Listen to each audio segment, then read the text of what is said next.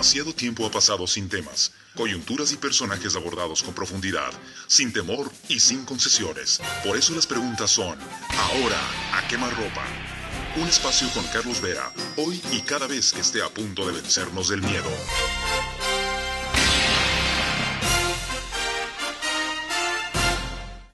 Bienvenidos a esta séptima entrevista y final de la serie que demuestra la inexistencia de democracia en el Ecuador. Justicia secuestrada, transmitida por el periódico digital Ecuador en vivo. Comenzamos con el penalista Jorge Zavala Egas, quien ilustró la existencia de un despotismo aquí. Seguimos con la viuda del general Jorge Gabela, quien recordó que existe un informe desde noviembre de 2013 que no se revela sobre el asesinato de su marido. Después, el juez José Swing demostró que por un fallo en contra del Estado, de 600 a favor que tuvo, lo destituyeron. A continuación, el doctor Enrique Herrería, del Observatorio por los Derechos y la Justicia, amplió el secuestro de la misma en este país. Y antes, en la quinta conversación de esta serie, Andrés Páez probó cómo 7 jueces de la Corte Nacional, que antes era Suprema, fueron regalados en sus puntos. Para rematar, previa a esta conversación, con una ciudadana maestra condenada a 8 años de prisión por el delito de instigar a la protesta a estudiantes el 30S. Absuelta por la justicia, ante quien se pretende apelar ahora esa sentencia es la Corte Constitucional, o sea, la Corte de Bolsillo, la Corte Cervecera del Ejecutivo. Vamos a cerrar con la entrevista a un coronel que, estando en servicio activo dentro de la policía, fue recluido varios meses en la cárcel, con muchos de los delincuentes y criminales que él ayudó a capturar. Porque el delito cometido, según el gobierno, fue atentar contra la seguridad del Estado el famoso 30 de septiembre del 2010, el momento en que él impidió el ingreso de asambleístas correístas a la asamblea, cuando hubo un amotinamiento de aproximadamente 400 policías, con una serie de demandas laborales, salariales, de ascensos y premios principalmente. Coronel Rolando Tapia, bienvenido y gracias por aceptar este desafío. Muchas gracias. Y ya verá por qué lo llamo yo así. Empecémonos ubicando. ¿Cuál fue exactamente su actuación ese día? ¿Qué hizo usted? Expresamente y dado pues el tiempo de televisión, el día 30 de septiembre primeramente había llegado retardado a mis labores, dado que mi señora esposa ese día había sufrido una crisis de salud, ya que ella sufre de crisis de taquicardia. ¿Retardado es a qué horas? Es 8 de la mañana, 8:30. ¿Y usted debía llegar a qué horas? Toda vez que yo me había impuesto mi horario, llegaba a 6:30 de la mañana. 7 justamente a verificar la presencia del personal policial y mirar que todos estén pues en... ¿En su calidad de qué? Porque esto se llamaba antes jefe de la escolta legislativa. ¿Usted era qué? Sí, el comandante de la escolta legislativa en aquella fecha. Ok. ¿Llega tarde ahí? Llego tarde, lógicamente ya con la preocupación, porque a través de la radio del auto me había informado del amotinamiento que existía en el regimiento Quitio y consiguientemente los problemas que se suscitaban en la ciudad. Y pues como comandante de la escolta legislativa, segundo poder del Estado, era grande mi preocupación al no saber qué es lo que estaba sucediendo. No me diga que usted recién se enteraba. No, sí, en el camino ya me había enterado. No me diga eso. No. ¿Usted no sabía el descontento policial que había? Ah, por supuesto que sí. Por supuesto que ¿Usted no sabía que se preparaba un reclamo laboral público? Sí, existía un malestar en las filas de la institución policial, pero más nunca conocía que el 30 de septiembre se iba a explosionar el descontento que tenía. ¿Qué fue lo que entonces usted llamó a decirle al vicepresidente de la Asamblea, entonces y ahora actual gobernador del Guayas, Rolando Panchana, esa madrugada? Bueno, en ese instante no con Rolando Panchana, fue con la señora Irina Cabezas, quien en esa fecha fungía como la presidenta de la Asamblea, toda vez que el señor Cordero pues estaba en un viaje en el exterior. ¿Usted la llamó de madrugada? No, el 30 de septiembre recibí una llamada de Rolando Panchana. Ah, él lo llamó usted. Sí, por conversaciones que habíamos tenido en días anteriores, al 30 de septiembre. En la madrugada. En la madrugada, que estaban relacionadas justamente con el malestar que el personal policial ¿A qué horas tenía. más o menos en la madrugada del 30 de septiembre lo llamó usted? Estamos Rolando hablando a las 0:30 minutos, hablando 12:30. Casi 1 de la 1 mañana. de la mañana ¿Y aproximadamente. qué le dijo en Sí. esa llamada? Bueno, como le decía, habíamos tenido conversaciones anteriores al 30 de septiembre respecto a las reformas que existían a la ley del servicio público, en la que yo lo había manifestado y a través de documentos lo había hecho mirar. Primeramente, el malestar que existía en la policía por el supuesto cancelación de nuestras condecoraciones. Y con documentos se les dice mirar. ¿Qué clase de documentos? En los que se demostraba que para tener ciertos beneficios que tenía la ley, la nueva ley, había que incrementar el presupuesto del Estado aproximadamente, no recuerdo las cifras, pero creo que entre 35 millones del Estado. O sea, usted había puesto al tanto al asambleísta de AP, que en esa época era vicepresidente de la Asamblea, ¿no era vicepresidente de la Asamblea? Ahí no estoy muy claro. La verdad que no. Bueno, asambleísta de AP, No ¿ya? recuerdo, Del malestar que había en la policía por ese tema. Sí, y haciéndoles mirar que había que incrementar 35 millones, si más no recuerdo, el presupuesto de Estado para cumplir con los supuestos beneficios que la nueva ley del servidor público nos entregaba. Bastaba con que limiten, no desaparezcan, la corrupción en algunas contrataciones que hacía el Estado para la policía, para que de allí salga esa plata, de paso. Con esos antecedentes entiendo entonces por qué lo llama Panchana de madrugada. Sí, porque en la conversación yo le había hecho mirar que ese era el principal malestar que existía en las ¿Y qué le dice él policiales. cuando lo llama a 12:30, 1 de la mañana del 30S? Yo había pedido en las conversaciones que tenía, tomándome las atribuciones, porque la pregunta de él fue, ¿y por qué sus superiores no hicieron conocer? Cosa que hasta el momento yo desconozco. El llamado expresamente fue para decirme el pedido que yo había hecho en días anteriores, de que se mantengan el tema de las condecoraciones policiales, toda vez que incluso había que hacer un incremento al presupuesto del Estado. La llamada expresamente fue para decirme que el día 30 de septiembre, en la reunión del Pleno de la Asamblea, se iba a ratificar mi pedido. Ese fue el llamado telefónico para hacerme saber, con las disculpas respectivas por haberme llamado a estas horas de la madrugada, ¿no? Él lo llama 12:30, 1 de la madrugada. Decirle, en otras palabras, no se preocupe, esto de las condecoraciones que a ustedes les preocupa, este día o al día siguiente lo vamos a discutir y se va a mantener como ustedes querían. Exactamente, es así. Ok, o sea que Panchana sí estaba al tanto a través de los documentos que usted le hizo conocer y de la información que le dio del malestar policial por esos temas. Exactamente. Bueno, el malestar policial era generalizado ya, toda vez que se estaba tratando la ley del servicio público. ¿Alguna en la otra vez lo Asamblea. llamó a esa hora? ¿Perdón? ¿Alguna otra vez lo llamó a esa hora? No. Solo el 30 de septiembre prácticamente, como vuelvo y repito, 2:30 de la... ¿Cómo le sonaba su voz? Bueno, como entusiasmado, Ok. toda vez que nos daba una buena noticia, ¿no? Definitivamente, y una noticia que no era de contento tan solo del coronel Tapia, sino de la ¿Y institución. le dio él alguna explicación de por qué sus superiores, es decir, el comandante general de la policía y los generales, no habían hecho llegar a otro nivel este descontento policial? No, dentro de la conversación que habíamos mantenido, él me supo manifestar, y esto que hoy usted nos hace conocer, ¿por qué sus superiores jerárquicos no lo hicieron a su debido tiempo? Cosa que, como vuelvo, insisto, hasta el día de hoy desconozco.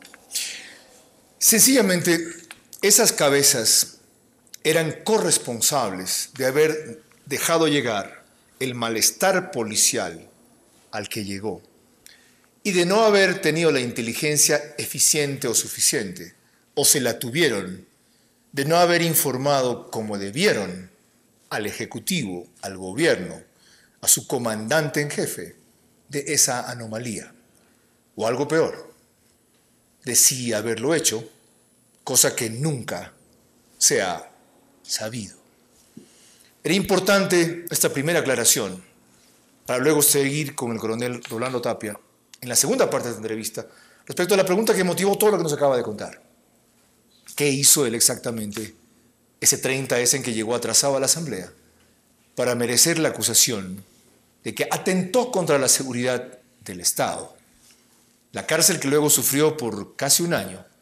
Y un hecho en el que quiero insistir, el hecho de que siendo, valga la redundancia, oficial en servicio activo de la policía, coronel, fue recluido en el penal García Moreno, entre muchos o con muchos de los delincuentes y criminales que él capturó o ayudó a capturar, como alguno entiendo en Los Ríos o en Quevedo, ¿verdad?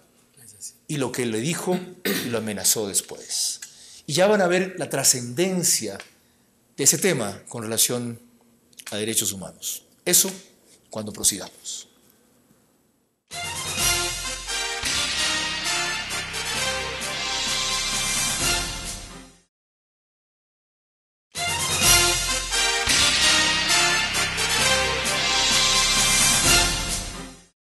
Segunda parte de esta entrevista de la serie Justicia Secuestrada a Quemarropa con el coronel Rolando Tapia, quien era comandante de la escolta legislativa por parte de la policía, el 30 de septiembre, por cuyo rol ese día fue acusado de atentar contra la seguridad del Estado.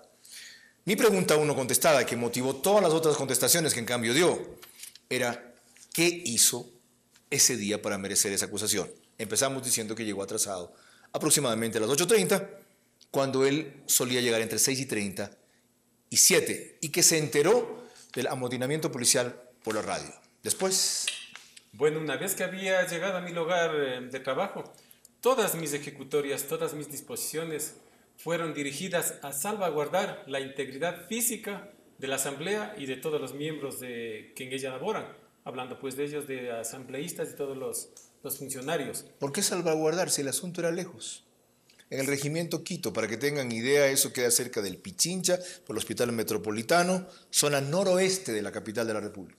Bueno, ahí es importante hacer notar que ya a partir de las 9 de la mañana se dieron cita a algunos partidos políticos de oposición, grupos gremiales, sociales, de trabajadores, quienes supuestamente apoyaban la actitud que habían tomado los policías. Consiguientemente se convertía en una amenaza ya para las instalaciones de la Asamblea y de sus ocupantes. Sí, los políticos opositores que respaldaban el amotinamiento policial eran una amenaza para la Asamblea y sus ocupantes. Desde el punto de vista que no se podía desestimar una toma de la Asamblea. ¿Por? ¿De dónde le viene a usted esa sospecha o esa posibilidad? Porque de los gritos que propinaban la gente, que pedían que se abran las puertas de la Asamblea, que la Asamblea era la casa del pueblo y que debían estar abiertas las puertas. ¿Qué decían los gritos de esa gente? Que estaban pues en respaldo de toda la situación que la policía reclamaba y de sus derechos que se pretendía inculcar a través de la nueva ley. ¿Qué gente era esa, coronel? ¿Qué gente era? Yo identifico muy claramente por las banderas dirigentes y simpatizantes del extinto movimiento político MPD, Movimiento Popular Democrático, y estudiantes también de la universidad, si más no recuerdo, JRE. ¿Cuánta gente más o menos? Aproximadamente unas 200, 300 personas. Ya, ¿y cuáles son las medidas que usted dice que tomó para salvaguardar la integridad de quienes estaban en la Asamblea? Primero, cerrar las puertas que estaban abiertas y restringir el ingreso de las personas, porque todos los días ingresaban a personas a la Asamblea, a las diferentes comisiones, para mirar trámites que estaban en ejecución. Consiguientemente, yo había dispuesto que se limite el ingreso de personas a la Asamblea. Paco Velasco dice que siendo asambleísta usted no lo quiso dejar entrar. Es completamente falso, totalmente falso, porque en idéntica forma dirán los señores asambleístas de las otras fuerzas políticas que muy comedidamente, bajo el pedido que se les hizo en su momento, porque se habilitó, se cerró lógicamente. Hay un video en donde él físicamente se ve que se abre un poco la camiseta y los desafía a que le disparen a la policía. No había... Si es que no lo quieren dejar entrar. Sí, luego yo había visto ese video, pero el momento mismo no lo había mirado. ¿Terminó entrando Paco Velasco? Terminando, él fue el que ocasionó todo el desorden. Yo no estuve porque capaz que hubiese impedido. ¿En qué la forma como él ingresó, como un vulgar delincuente subiéndose por las rejas. Él fue el que propició todo el malestar que... ¿Usted hubiese impedido que él ingrese? de la manera como lo hizo, subiéndose por las rejas. Pero él tenía todo el derecho, él es No, asambleísta. porque estaba Él abierto. gozaba de inmunidad, ese es su recinto legislativo, él tenía su oficina ahí. No, pero pienso que no es la forma. Como un señor asambleísta, toda vez que estaba habilitada una puerta en la parte exterior de la asamblea para que ingresaran todos los señores asambleístas e incluso para evitar el tope con la gente que propinaba por ingresar en su momento. Cuando a la asamblea. usted dice que él propició desorden, ¿en qué consistió el desorden? ¿Cuál desorden fue? Haber escalado las seguridades de la asamblea para vulnerando las seguridades desde escalar el cerramiento ¿Y otros hicieron lo mismo después? No. Él tan solo y con 2 asambleístas, entre ellos recuerdo ya en los videos, porque yo no estuve. ¿No es eso una acción que más bien hay que aplaudir? De valor, de temeridad, para ejercer su derecho de entrar al recinto legislativo en una situación así? Más yo le considero como vergonzoso en la calidad de un señor asambleísta, porque debió haber procedido de la forma como procedieron la gran mayoría de señores asambleístas, bajo el pedido comedido de los miembros de la Otros asamblea. sí ingresaron por donde estaba. Supuesto. Por ejemplo, ¿quiénes? Que Que usted recuerde, ¿quiénes? Por supuesto, por ejemplo, el doctor Andrés Páez. Bueno, yo hablo de los asambleístas correístas pro gobierno. ¿Quiénes pues, sí pudieron ingresar? Yo pienso que la gran mayoría, porque pocos fueron los que ingresaron por la Pues puerta no me dice un nombre, no se principal. acuerda de ninguno. ¿Quiénes sí pudieron ingresar por esa puerta que estaba habilitada, según usted? La verdad que no, porque eran los policías los que controlaban el tema del ingreso y yo pues lógicamente preocupado de mirar que no existan desmanes en el interior mismo de la... ¿No debió de usted la estar asamblea. cerca ahí para que justamente no se excedieran o equivocaran los policías? Porque a veces son, en este tipo de Fuerzas Armadas, muy cuadrados, decimos nosotros. O sea, son muy poco flexibles para cumplir las órdenes. ¿No debió haber estado usted afuera diciendo, mira, es un asambleísta, por Dios, déjalo pasar? No, sí, lógicamente cuando yo había dado las disposiciones siempre se recalcó esa situación y no la situación, el motivo de mi no presencia allí es porque yo tenía un jefe de operaciones, tenía un oficial de guardia, a través de ¿No, los cuales... ¿no yo le había fallaron dado ellos, instrucciones. coronel, entonces? No, yo ¿No pienso cree usted que no. le fallaron a ellos? No, yo pienso que Ya, no. y las medidas que usted dice que tomó para salvaguardar la integridad de la Asamblea, ¿las consultó alguien o fueron de su propia iniciativa? No, son procedimientos, lógicamente, que bajo la propia iniciativa uno toma, dada el momento que se vive, porque imagínese qué difícil tener que estar pidiendo disposiciones para ciertos procedimientos, difícil. Además, mi experiencia en grados inferiores en la asamblea me daban la facultad para tomarse. Aquí permítame dar un testimonio personal. En noviembre, diciembre del 2009, organicé una concentración en el Arbolito contra el totalitarismo y el gobierno, que tuvo una concurrencia insospechada, cerca de 5.000 a 6.000 personas. La gente estaba tan enardecida e indignada que quiso y logró que vayamos del Parque del Arbolito, apenas a 2 cuadras, al Palacio Legislativo, a tomarnos del Palacio Legislativo. Y fuimos.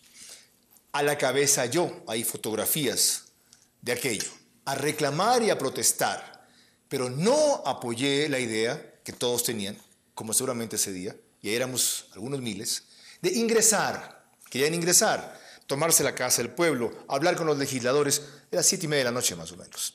Y algunos quisieron levantar, comenzaron a subirse a las cercas, que fueron cerradas, la misma día que usted tomó. Y otros me increparon que yo no encabece eso. Dije, yo no hice una concentración para terminar en violencia. Hasta aquí llegamos, protestamos, nos vieron, oímos, nos vamos. Y como me fui, se desarmó el movimiento. Así que sí es un procedimiento usual que se cierren las puertas cuando esto pase. Sí suele ocurrir que algunos quieren saltarse la verja y la diferencia está en la responsabilidad de quien está frente a una concentración así para no dejarla desviar donde se quiere desviar. Si esa fue su actuación, ¿de dónde viene el hecho de que usted quiso cerrar la asamblea para que los asambleístas no se puedan reunir y usted estaba confabulado con los del regimiento Quito?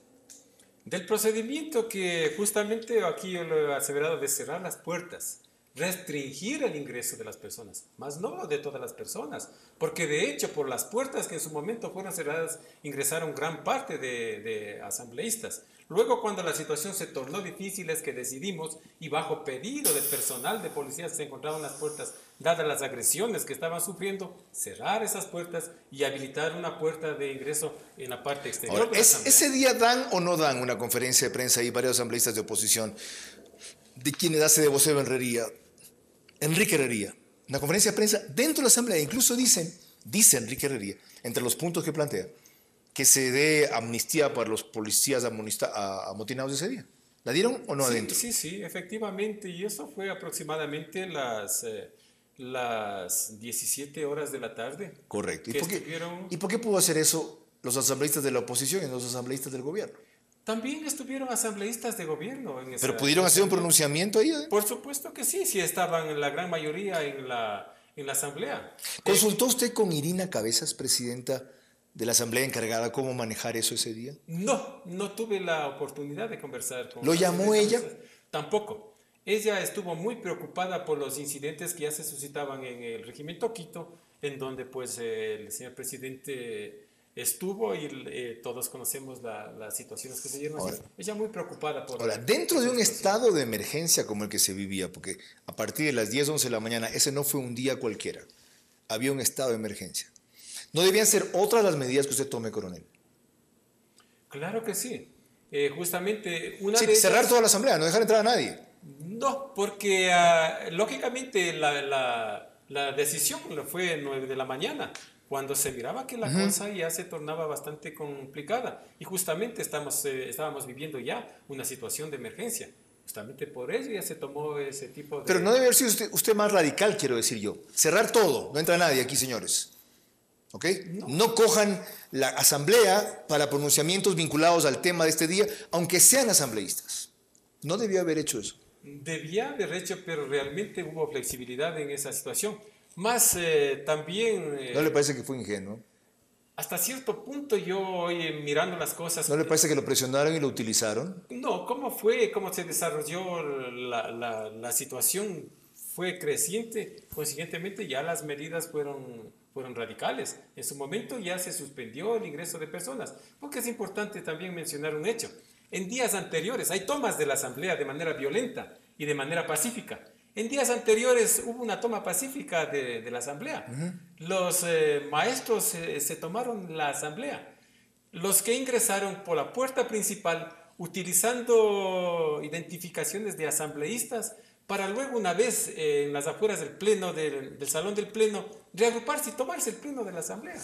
Entonces, con todas esas experiencias, mire que mi procedimiento estaba encuadrado dentro de lo justo y lo correcto. Hasta ahí la historia. En adelante, el juicio. Siendo esa la actuación del coronel Rolando Tapia, ¿por qué lo enjuician, lo procesan y lo apresan como lo hizo la justicia secuestrada? Lo veremos al proseguir en la tercera parte de esta entrevista, ahora, por primera vez, a quemarropa con él.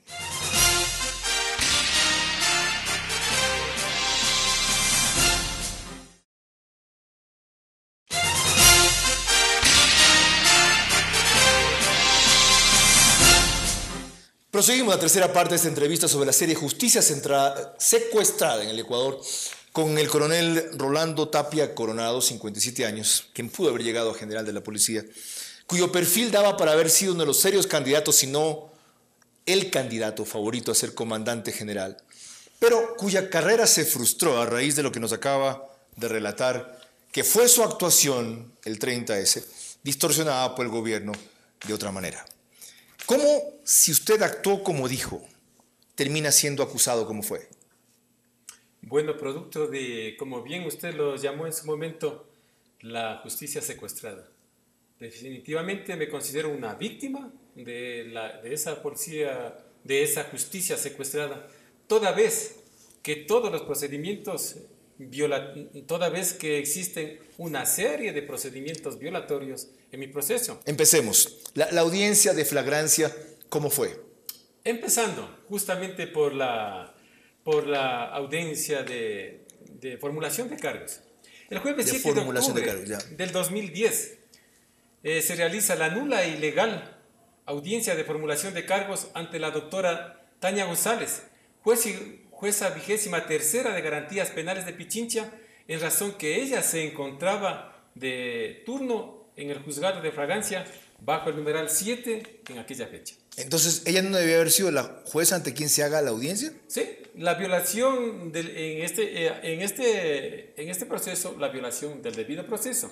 En la audiencia se viola el debido proceso ya que se me distrae de mis jueces naturales, al realizarse una audiencia de flagrancia, toda vez que la misma jueza que ordena mi prisión preventiva expresa en su resolución que se trata de un delito no flagrante. Consiguientemente, una jueza de flagrancia extiende mi boleta de detención, que todos sabemos que flagrancia es 24 horas, pues la boleta se extendió el 6 de octubre. Ya, por si acaso, la audiencia de flagrancia es aquella que debe tener lugar inmediatamente después, dentro de ese lapso, a la comisión de un delito. Es decir, el delito se produjo en ese mismo instante, por eso es delito flagrante, y obedece a una actuación en el mismo instante, casi inmediata de estas maneras. El delito flagrante tiene 3 condicionantes. El primero, ser sorprendido en el momento mismo del cometimiento del hecho delictuoso. 1. 2, encontrársele con las pruebas materiales del cometimiento del hecho delictuoso. Y tercero, tener una secuencia, mantener bajo vigilancia durante 24 horas al gestor del hecho delictuoso. Usted dice que fue distraído de sus jueces naturales. ¿Quiénes eran sus jueces naturales? ¿Quiénes debieron ser? Lógicamente digo que fui distraído de mis jueces naturales cuando la juez de flagrancia emite mi boleta de detención a los 6 días. No debió haber sido ella la jueza. No y aclara en su pronunciamiento que ella no debió haberse hecho cargo de esa audiencia, dice ella eso en su pronunciamiento. Por supuesto. ¿Lo dice así? No, mi abogado, lógicamente, de la defensa, en su momento, pues, realizó el reclamo pertinente. ¿Qué viene después de esa nula e ilegal audiencia de flagrancia, según usted? En la nula e ilegal audiencia de flagrancia, igual en un acápite, se habla que la instrucción fiscal durará por 90 días. Continúa una serie de violaciones, toda vez que mi audiencia duró 150 días. Más allá del tiempo de instrucción fiscal. Tan solo 90 días la instrucción fiscal, pero maliciosamente. ¿Por qué? ¿En qué sentido? El fiscal jurado alarga mi instrucción fiscal. Fiscal Miguel Jurado Favara se llama, ¿ya? Exactamente. ¿Alarga la instrucción fiscal? De la causa, alarga de manera malintencionada y maliciosa. ¿Por qué la alarga? Por 150 días. La alarga simplemente porque no tenía los elementos de convicción y pruebas del delito que se me Mientras tanto, usted estaba preso. Mientras tanto, yo continuaba. ¿Qué día lo metieron a la cárcel? El 6 de octubre había perdido mi libertad. El 6 de octubre del 2010. Sí, una semana después, prácticamente, del 30S. Así es, exactamente. ¿A qué cárcel lo llevaron? En primera instancia estuve retenido en la policía judicial. Luego, hasta el día siguiente que se llevaría a efecto la audiencia de formulación de cargos, estuve retenido en el centro de adiestramiento canino. Y luego al día... ¿Qué es eso del GIR, verdad? No. ¿Por Pomaski? No. Esto está ubicado más o menos, para citar una dirección, tras del estadio de Liga Universitaria. Centro de adiestramiento canino. Ok, Centro ¿y de allí? De adiestramiento canino. Y luego, pues, de la formulación de cargos, al siguiente día fue trasladado a la cárcel número 4. ¿Qué es? ¿Dónde? Esa está ubicada en la vía a la mitad del mundo, frente al condado de Sopron. ¿Cuánto tiempo estuvo en la cárcel número 4? En la cárcel número 4 permanecí hasta el mes de febrero, exactamente, no recuerdo la fecha, que fuimos trasladados al penal García Moreno, aduciendo mala conducta dentro del centro carcelario. ¿Con quiénes estaban en el penal García Moreno? Conjuntamente con los policías que hasta aquel instante habían sido involucrados dentro del proceso del caso 30 de septiembre y el coronel César Carrión. Cuente cuál fue la reacción de algunos delincuentes y reclusos allí cuando lo vieron llegar. Bueno, como es de imaginarse, pues, ¿no? De saber que llegábamos policías, quienes en su momento combatimos a la delincuencia, se empezó a escuchar frases insultantes, agresiones psicológicas y un ambiente hostil que se empezó Repítalas, a vivir. por favor. Repítalas. Agresiones Sí, repítalas. ¿Verbales? Sí, señor. Usted es un coronel, usted es un hombre recio, usted es un experto en artes marciales, usted es un hombre formado por esta clase de adversidades. Repítalas. ¿Qué le dijeron? ¿Qué le decían? Insultos. Por ejemplo. Como por ejemplo... chapas tales y cuales. ¿Ya? Ahora van a tener que sufrir lo que nosotros hemos sufrido y una serie de agresiones de orden psicológico. Por ejemplo. Empezando como por ejemplo el primer día de la cárcel yo tuve que pernoctar sin un colchón en el piso. Tan solo tuve la posibilidad de conseguir unas hojas de comercio para poder mitigar ya en el momento de cansancio, que eso fue la madrugada. Coronel, pero suena una queja muy suave. Ustedes están formados para esas cosas. Ah, sí, lógicamente para ese tipo de situaciones. Entonces, la primera noche no pudo dormir en un colchón. Uy, qué pena. No tanto ¿Okay? por no dormir. ¿Sabe cuánto han dormido años otros reclusos? Sí. ¿Y usted por una noche que duerme en el suelo y en un colchón se queja? No, para nada. Entonces, simplemente de mirar el abuso que se estaba conociendo, porque mi conciencia sí me lo decía. El abuso que se estaba cometiendo al ser llevado a una cárcel como un vulgar delincuente por situaciones que nunca las cometí. ¿Por qué? Hubo cosas, entonces diga el resto. Hubo cosas peores que esas. ¿Cuáles fueron? Peores como haber cerrado la puerta de la asamblea y haber abierto una en la parte posterior para que ingresen los asambleístas. No me expliqué bien o me entendió mal. Contra usted hubo cosas peores en la cárcel, cuéntelas. Que este tipo de vejámenes y de humillaciones y de cositas y de agresiones verbales y de tortura psicológica. Hubo cosas peores. Hubo un grupo que lo quiso atacar. Claro, pero esto lógicamente ya fue en el penal García Moreno. Correcto. En el García Moreno, delincuentes, y lógicamente tenía que ponerme a buen respaldo. ¿Y qué les dijo usted? Y adoptar. Vengan de uno en uno, les dijo. Y adoptar, sí, por supuesto. ¿Qué pasa con el primero que fue? La posición que se debe adoptar en el penal García Moreno, en ese ambiente que se vive allí, ahí subsiste el más avesado, el más bravo, el que más grita, el que más insulta. Pues en eso tuve que convertirme en su momento. ¿Y qué pasó cuando un grupo lo quiso atacar? Pues me puse a buen recaudo de saber que era un grupo mayoritario y luego pues en su momento tuve la oportunidad de conversar con cada uno de ellos y ponerlos. Pero antes usted le dijo vengan de uno en uno. ¿Y qué pasó con el primero que vino? Estaba decidido, pues recibió su buena parte, definitivamente. ¿Y no vinieron el resto? Ya el resto no, porque además yo me sentía respaldado por el grupo de policías que estábamos ya en el penal. Y ante esa situación, la dirección carcelaria o penitenciaria ¿no les dio a ustedes un tratamiento diferenciado, para no decir profesional? No, para nada. ¿Es cierto que usted a veces evitaba salir al patio para que no hayan incidentes? Sí, por supuesto que sí. Estaba muy consciente de que estaba en peligro incluso mi vida, pues no. Así, señor. De saber que estaba... ¿Es cierto que pasó días sin coger sol solamente para evitar ese tipo de encuentros? Claro que sí. Además, el régimen que se vivía en el penal, ¿no? Completamente cerrado. Salíamos a las 7 de la mañana y en la tarde ya ingresábamos. Ahí estaba uno de los reclusos que ayudó usted a capturar en Los Ríos, cuando usted estuvo en Los Ríos.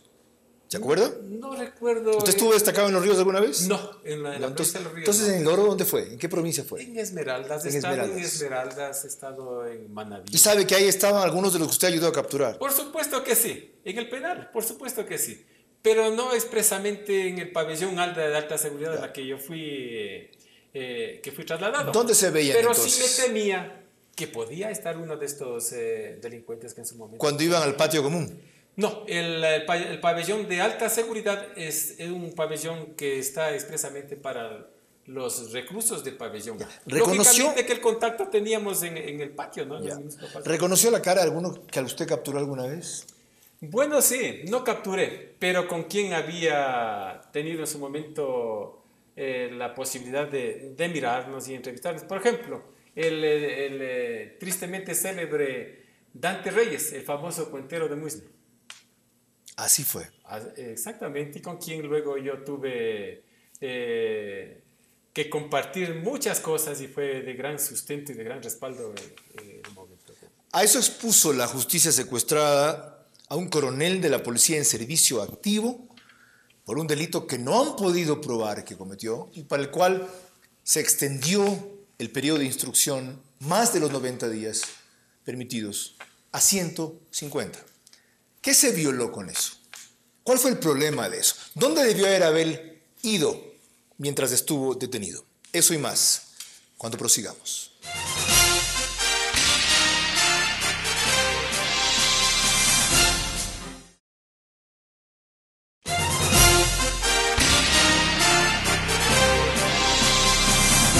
Proseguimos nuestra conversación, que es, de paso, la última parte de esta serie sobre la justicia secuestrada, sobre una de las peores víctimas de ella en el Ecuador, por algunos de los temas que ya ha comenzado a describir. Y uno tuvo que ver en la parte anterior con que el plazo o el periodo de la instrucción fiscal se prolongó más allá de lo debido, a 150 días y no a 90, con la forma en que lo llevaron a un penal en donde compartió con muchos de los delincuentes que ayudó a capturar o directamente capturó, aparte de otros maltratos y vejámenes a los cuales se exponía diariamente, frente a lo cual tuvo algún momento también que reaccionar físicamente para protegerse, cuestión que no hacía la autoridad o que no hacían los guardias debidamente en el penal García Moreno. Pero entre la serie de violaciones, cuando usted describe su caso, dice que no debió haber sido llevado a un penal mientras estaba procesado, pues no había sido condenado, sino ¿a dónde? ¿A dónde debían llevarlo? Yo debía haber permanecido en la cárcel número 4, toda vez que el penal García Moreno es un centro de detención tan solo para personas sentenciadas. Correcto, no es provisional. No es ¿Y provisional. qué mala conducta tuvo usted en la cárcel 4, que es el pretexto para que lo lleven al penal? Bueno, un fin de semana hubo un acto en donde estuvo, lógicamente, con la autorización del director de aquel entonces del Centro de Rehabilitación número 4, fue un grupo musical de la policía, para amenizar el ambiente y ese ambiente difícil que es. Para entretenerlos un poco. Exactamente. Para aliviarlos. Bueno, y se dijo que en el acto los policías que estábamos ya recluidos por el caso 30 de septiembre, habíamos estado propinando gritos e insultos en contra del gobierno, tales como que viva el 30 de septiembre, e incluso habíamos estado ingiriendo bebidas alcohólicas. ¿Y no hubo nada de eso? En absoluto, para nada. ¿Ni uno solo? Ni uno solo, y por eso fue el motivo. ¿Cuántos llevaron de ahí al penal con usted? Todos los que estuvimos en aquel entonces involucrados por el caso 30 de septiembre. El coronel Carrión, mi persona y aproximadamente 30 policías. O sea, la solidaridad de los compañeros estaba prohibida. Todas, sí. Y fue mal vista y aprovechada como que fuera un delito. Se inventó que hubo desmanes y que actuamos de mala forma, como le vuelvo y le comento. Ese fue el pretexto. ¿Quién inventó eso? ¿Quién hizo ese reporte? Tengo entendido que esto vino de una instancia superior. ¿Usted no anota esos nombres? No, la verdad que no. ¿Usted no tiene venganza? En absoluto. ¿De verdad? En absoluto. ¿Usted no lleva una lista para tomarles cuentas cuando deba? No, en absoluto, porque habrá otra instancia en la que les deberá tomar cuentas. ¿Qué es cuál? Católico practicante, arriba, esa persona. Y luego la justicia internacional a través de los derechos humanos, que tengo mucha fe y mucha confianza que en su momento va a brillar. ¿Cuándo es ese momento? Lógicamente, la espera será larga, ellos me lo habían advertido, pero también debo decirle que en días anteriores había recibido un comunicado de la Corte Interamericana de los Derechos Humanos en la que se me hacía saber que mi denuncia estaba en proceso de calificación. ¿De la Corte Interamericana o de la Comisión Interamericana de Derechos Humanos? Perdóneme, de la Comisión Interamericana. Gracias por la diferencia. Su denuncia, ¿cuándo presentó usted una denuncia? La denuncia yo la había presentado tan pronto recuperé mi libertad. ¿Y por qué fue allá? Porque la Comisión Interamericana de Derechos Humanos es una instancia que se agota o que le acepta a uno un trámite solamente cuando han agotado las instancias nacionales. Por supuesto, yo agoté todas las instancias nacionales, la última la Corte Nacional, y en todas ellas en su momento fui objeto de violaciones de la Constitución, del debido proceso, del Código de Procedimiento Penal. ¿Qué le reclamó usted a la Corte Nacional? ¿Qué le pidió a la Corte Nacional? Entre los pedidos, primero hago referencia a todas las violaciones de los cuales fui objeto. Entre el pedido que yo le hago a la Corte Interamericana, que en su momento, de ser el caso y fallar a mi favor, que el gobierno me pida disculpas públicamente a través de un diario de mayor circulación, que se me incorpore a la institución policial, a la institución que yo serví por más de 31 años, toda vez que considero que mi separación fue injusta y ilegal. ¿Usted espera volver a la policía? Sí, Que ¿Está la hablando Corte- en serio? Estoy hablando muy en serio, pero permítame decirle, si la Corte Interamericana, la Comisión Interamericana falla a mi favor y dentro de ello existe la posibilidad de que vuelva a la Policía Nacional, lo haré, pero tan solo por un día luciré ese sagrado uniforme para decirles que fue injusta y fue ilegal las inculpaciones que en su ¿Pide una momento reparación económica, coronel?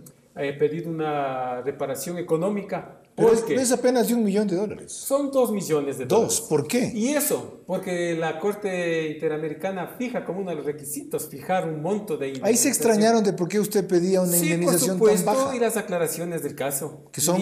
¿Qué les dijo? No, es la situación económica. Mi única intención es limpiar mi buen nombre, mi dignidad, mi honorabilidad, que ha sido mancillada así como la de mi familia. Esa es mi principal intención. ¿Usted cree? Porque de ser económico yo hubiese pedido otro monto un poquito más elevado, como alguien lo pidió en su momento 40, 60 millones de dólares. Porque yo considero que la honorabilidad y la dignidad de las personas no tienen precio. De ser por la situación económica hubiera pedido 61 millones de dólares. Porque alguien pidió 60 millones. Y yo considero que mi honorabilidad y mi dignidad tienen más valor.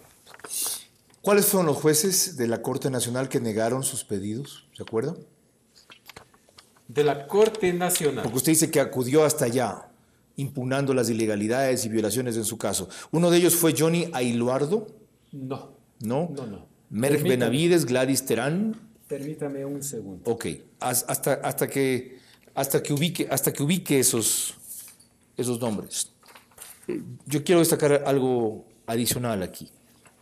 La secuencia de violaciones legales en el caso del coronel Rolando Tapia Coronado son inagotables y agotarían esta entrevista, como por ejemplo el hecho de que en la audiencia preparatoria del juicio se hace una supuesta e imaginaria transcripción de una exposición realizada por su defensa, que no corresponde a lo que dijo su defensa y que luego se aclaró que había sido adulterada. O sea, parece de replay si uno no lo sigue, no lo ve y no lo comprueba. ¿Dio con los nombres de estos señores? La verdad que no. Ok, no las- hasta que los encuentre. Prosigamos. Dentro de toda esta secuencia que yo mencioné, que hubo de violaciones en el debido proceso contra usted, ¿cuál es a su juicio la más grave? Porque hacer toda la reseña nos agotaría el programa. ¿Cuál es la más grave? La más grave, Sí. definitivamente, la conformación ilegal, ilegítima del tribunal que me sentenció, ¿Qué fue? que estuvo integrada en su momento por el juez Renato Vázquez Leiva, Luis Manosalva Sandoval y Javier Andrade Castillo. ¿Qué tiene de ilegal esa conformación? Que el presidente del tribunal, el doctor Renato Vázquez Leiva, arrogándose funciones, le nombra como juez al doctor Javier Andrade Castillo, sin constar en la lista de elegibles del Consejo de la Judicatura, sin constar en la lista de elegibles. Consiguientemente no tenía la... ¿Y a qué lo sentenciaron? ¿Perdón? ¿A qué la sentenciaron? ¿Cuál fue la sentencia contra usted? La sentencia es la de este tribunal a 3 años de prisión. Fue el tribunal que me sentenció. ¿Y por qué no cumple los 3 años de prisión? ¿Perdón? ¿Por qué no cumplió los 3 años de prisión? Porque las cumplí los 2 años y lógicamente con lo que está estipulado en la ley, con rebaja de penas, que en su momento también vamos a conversar, fueron violentadas porque no tuve la rebaja de penas, no tuve la prelibertad, tan solo pude hacerme acreedor a la libertad controlada y en ello también una libertad fabricada, concebida expresamente para el coronel Rolando Tapia, porque la libertad controlada consiste en que una vez que se ha cumplido las 3/5 partes de la sentencia, las personas que estuvimos involucradas, se nos involucró en un delito, tenemos derecho a la libertad controlada. Y consiste en cada día, en los 3 primeros días de cada mes, acercarse al centro de rehabilitación y tan solo firmar para que se constate que están presentes. ¿Cuánto tiempo en total estuvo preso entonces? 6 meses. Consiguientemente, esta famosa libertad controlada le fabricaron para el coronel Tapia expresamente porque se dictaminó que yo debería pernoctar todas las noches en la cárcel número 4.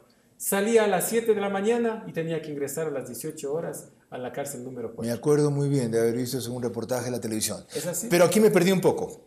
Usted dice que en total estuvo casi dos años preso. Yo lo llamo 2 años, sí, porque justamente el 6 de octubre del 2012 yo recuperé mi libertad, pero diría 2 años y 6 meses, porque esa famosa libertad controlada todavía más estresante de tener que ir a dormir nuevamente en la casa. Humillante, sobre Humillante, todo. Es humillante. Lo que querían era ese humillarlo. es el término, humillante, exactamente. Humillarlo. ¿Lo lograron?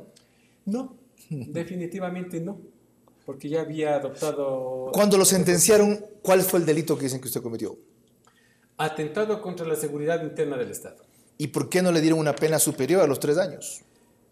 Esa es la gran interrogante, porque además es una pena disminuida. Se me sentenció a 3 años de prisión. ¿No cree que finalmente usted era un cangrejo en la bragueta? Definitivamente me siento víctima, como al inicio mismo de toda esta odisea yo lo había dicho. Es decir, si lo mataban en la prisión, Que se buscaba un cabeza de turco. era peor. Un chivo expiatorio, definitivamente. Yo dije cuando iniciaban toda esta odisea que tuve que pasar. Y definitivamente terminé siendo sentenciado como un trofeo del famoso caso 30 de septiembre. Tras todo eso, ¿cuál es la realidad actual del coronel Rolando Tapia Coronado y cuál es su futuro? Lo integraremos en la parte final de esta entrevista, ahora a quemarropa con él.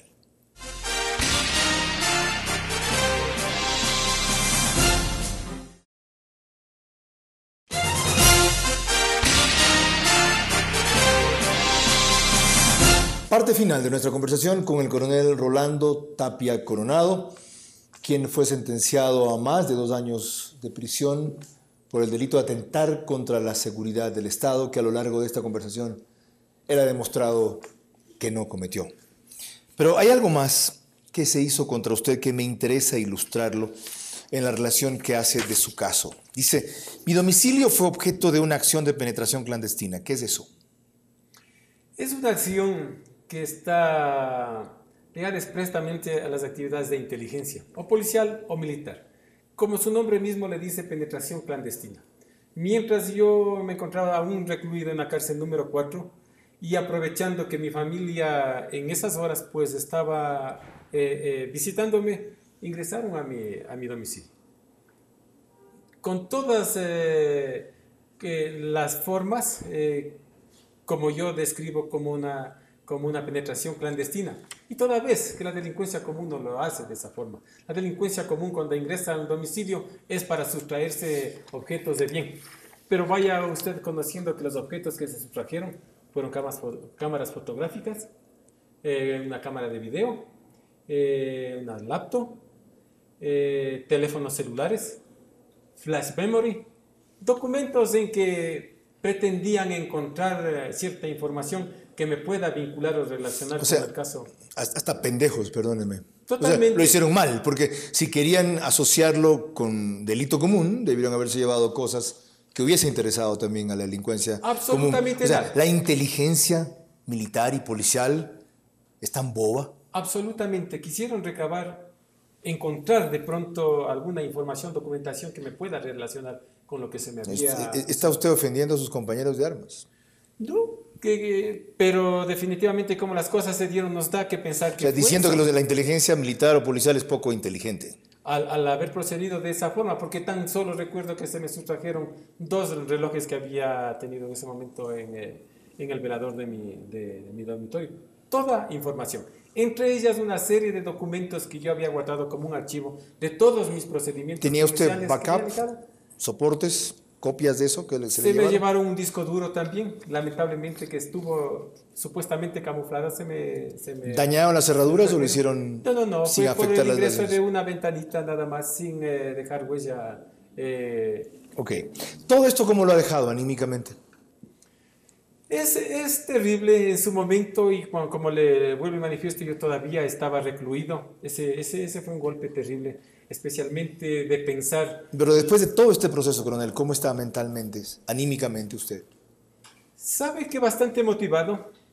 ¿Por qué acude a un psiquiatra entonces? Sí, también en su momento por recomendaciones y más que todo por la situación familiar. ¿Cómo es la situación familiar? Lo difícil, las circunstancias difíciles que tuvieron que vivir mi esposa y mis hijos. Consiguientemente, por recomendación, tuvimos que tomar unas terapias familiares para poder mitigar el... ¿Por qué? ¿Cómo se vieron afectados? Bueno, en su momento yo personalmente, de mirar a mi familia, me había vuelto muy susceptible de todas las cosas que no me Muy sucedían. sensible. Muy sensible de cosas que no me sucedían en la cárcel, ¿no? Pero una vez que había recuperado Claro. mi O libertad, sea, ahí estaba con la guardia alta. así es, Bajando eso como que bajó la guardia y se dio el lujo de llorar. terriblemente, ¿Lloró? terriblemente, sí, como lo hice también en la cárcel en más de una ocasión, víctima, lógicamente. ¿De miedo, de rabia, de frustración? De rabia, de frustración, de mirar la impotencia y de las violaciones que era objeto en todo mi proceso. ¿Qué conclusión saca de esto? Que definitivamente fui una víctima del caso 30 de septiembre. ¿Pero por qué usted? Fui una víctima. ¿Por qué usted? ¿Por qué usted? ¿Por qué usted? Porque, lógicamente, como comandante de la escolta legislativa, se pensó que ahí se podría fraguar la supuesta teoría del intento de golpe de Estado.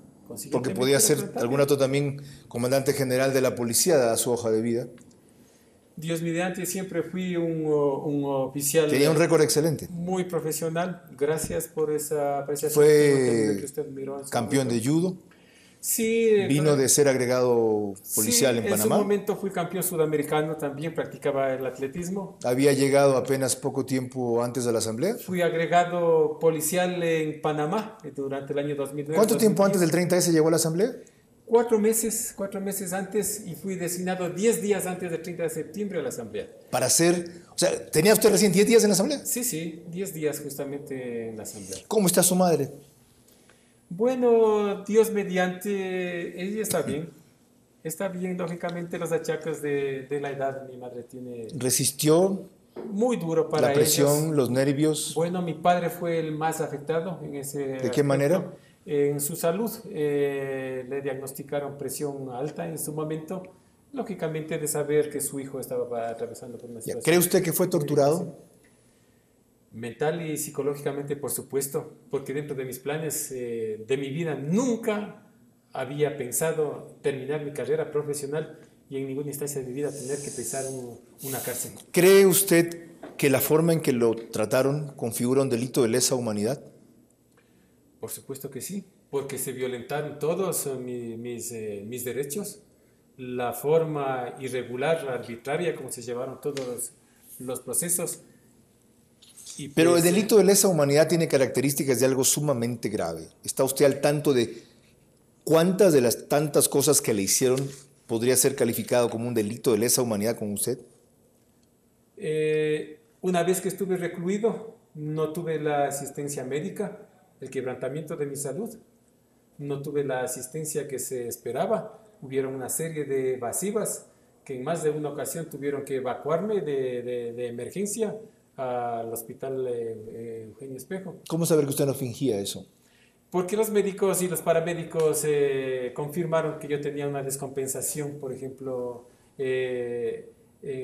una descompensación. O sea, cuando llegaba confirmaban que usted estaba en verdad afectado, no es que se lo inventaba. Lógicamente los paramédicos del 911, la primera vez que tuve esta descompensación en la cárcel número 4, ellos aseveraron y certificaron que yo tenía una descompensación respiratoria. Claro, y al demorar la ayuda lo que querían es ver si se muere de una Claro, y vez. se me complicó con el diagnóstico que tenía de una severa claustrofobia.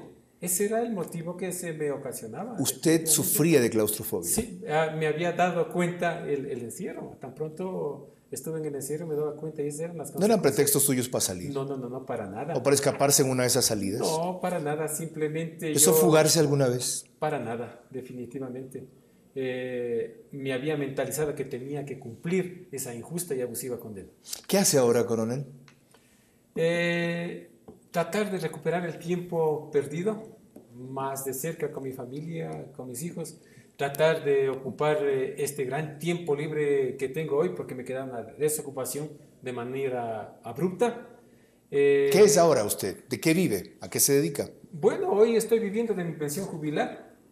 Y luego de de los hechos de conocimiento público, tuve como iniciativa constituir una compañía con un amigo de la infancia que tiene mucha experiencia en el tema de la construcción. dentro de su razón social, la construcción de obras civiles. ¿Ha pensado en irse del país? No, definitivamente no. ¿Qué hace si lo ve a Correa al frente? ¿O lo Nada. tiene al frente? ¿O Nada. se cruza con él? Absolutamente mirarle como se le debería mirar con el desprecio, sí, que se merece la persona que tuvo mucho que ver en el tema este de mi injusta e ilegal detención y francamente sentencia. Le agradezco por su tiempo, por sus respuestas y por la exposición de una circunstancia personal e institucional que no ha sido nada fácil. Con eso cerramos esta serie sobre justicia secuestrada en el Ecuador, en la cual la forma en que se procesó y trató a un coronel en servicio activo de la policía antes de ser sentenciado, por supuesto espuriamente, injustamente e ilegalmente, tiene una serie de características que él mismo indagará más adelante, configuran perfectamente el derecho a alegar la comisión de un delito de lesa humanidad contra él. Uno sí hubo ese día, el atentar o el atacar o el disparar contra un hospital donde habían niños y enfermos sin evacuarlos primero.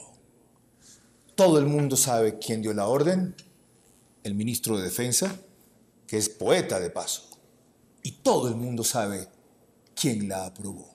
Eso está registrado en la historia, eso no es un invento de nadie, ese es un hecho conocido que en algún momento, de alguna manera, tendrá que ser procesado y también reivindicado.